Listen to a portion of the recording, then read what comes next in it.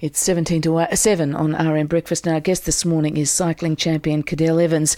Cadel Evans just back, of course, from winning the World Championships in Switzerland after a pretty disappointing year on the Tour, especially given the 2 years before where you were runner-up in the Tour de France by seconds. How distressing is that? How unbelievable is that? And why couldn't you just make up that extra 23 seconds, Cadel? We consider the Tour de France as a 3-week event, and usually ends up being around 90 hours of racing. So as a percentage, 23 seconds of 90 hours is a very slim margin. I think it's the second smallest losing or winning margin, whichever way you want to look at it.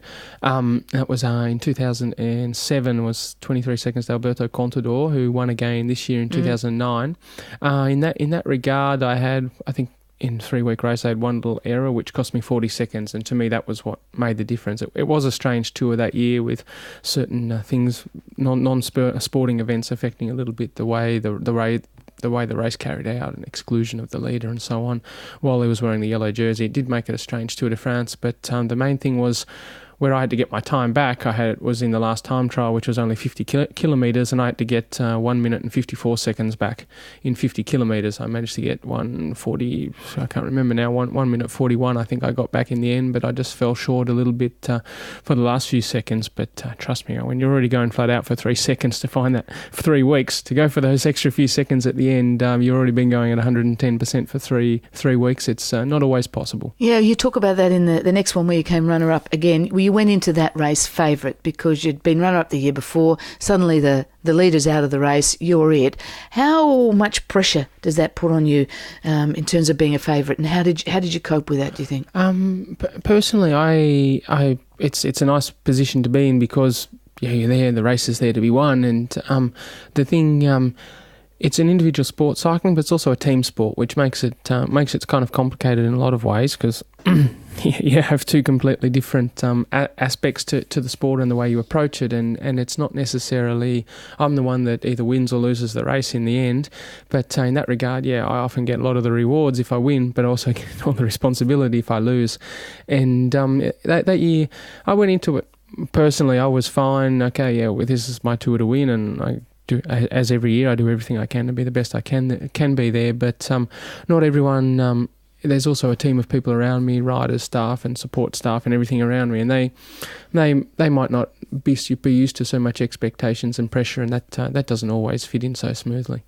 And in that race, you write about how at the end of that race, you obviously believed you should have won that race, but you were just completely out of juice, weren't you? The main reason for me why I lost the Tour de France in 2008, I had a big crash halfway through, and from that point onwards, it really weakened me.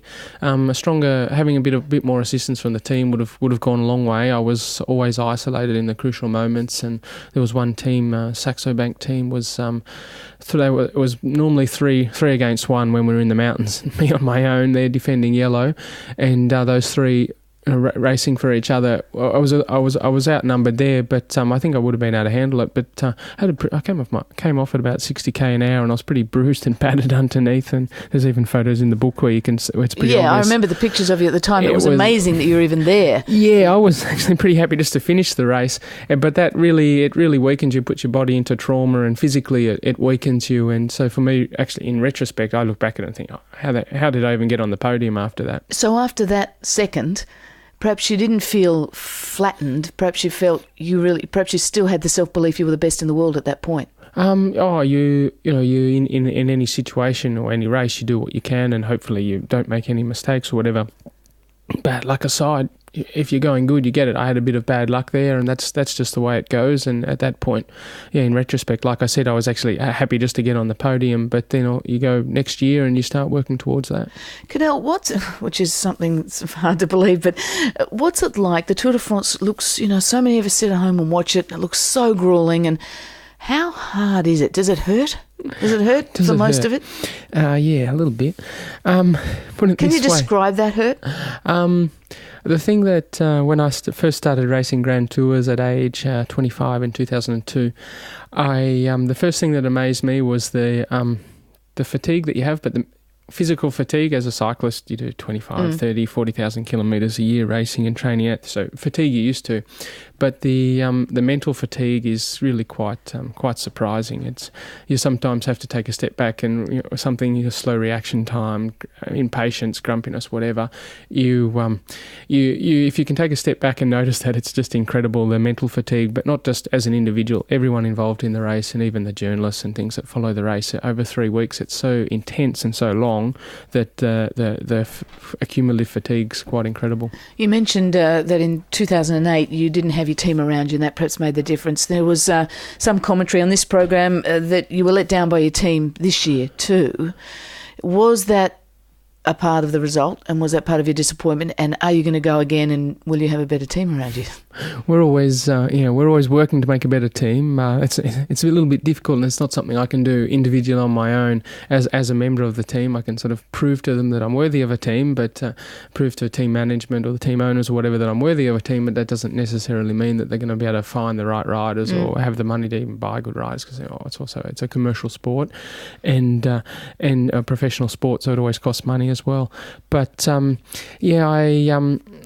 like Lance Armstrong, he won 7 tours, but he was not only one of the best Tour de France riders, but he had far and away the best Tour de France team in the history of the sport. And that's where that's where I've often been on my own and in difficulty, because being Australian and because I'm on a Belgian team, or I was on a German team, or I was on an Italian team. It's sort of another little hurdle that we have to overcome to sort of be there at the Tour and win the Tour. It's if we had an Australian team, the attitude would be much different towards supporting me, but that's just part and parcel of the sport. And Cadel, we haven't even got to the whole issue of egos on the Tour, which were on display well and truly in this year's Tour de France. Before we let you go, where is home these days? You mentioned Switzerland, but I know you also hang out at Geelong, Barwon Heads. Where's home? Yeah, my real home, my own house is in Barwon Heads near Melbourne, and right by Geelong on the Bellarine Peninsula. But my home away from home is in Switzerland, just right near Mendrisio, where the World Championships were a month ago. Well, we'll call you a local boy anyway. Cadel, thanks for coming in, and good luck. And you are going to go the Tour de France again? Oh, yes. I know. It's most certainly on the plans, that's for sure. 3 or 4 more good tours. Most certainly. We hope so. Thanks very much for coming in. Cadel Evans, cycling champion, of course, and his autobiography, Close to Flying, by Hardy Grant Books. It's 10 to 7 on RM Breakfast.